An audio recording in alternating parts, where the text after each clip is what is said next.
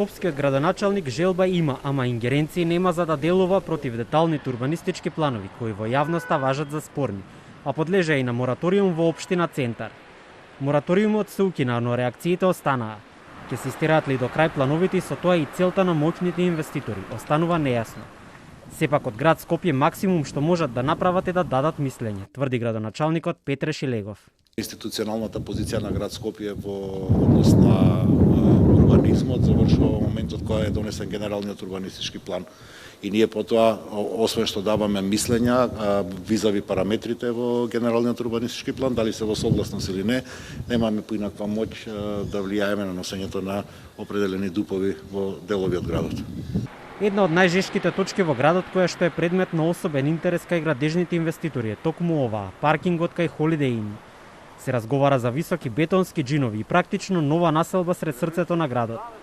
Но административни превирања се уште постојат. Општина Центар го раскинува договорот со проектантската куќа за изработка на деталниот урбанистички план за ова место, затоа што проектантите нацртале подземна градинка, а тоа придонеси за големи реакции во јавноста. Само овој простор овде е околу 6 хектари или големина на 10 фудбалски игралишта. Стамбени згради со намена и како деловен простор и како простор за домување, ќе значат и населување на 5 до 6.000 жители. Тамо треба да очекуваме дека ќе има со тие параметри, значи тие се максимални, меѓутоа кај нас максималните се изведуваат, особено на вакви, како да кажам, жешки локации или скапи локации, ќе имаме околу 5-6.000 жители.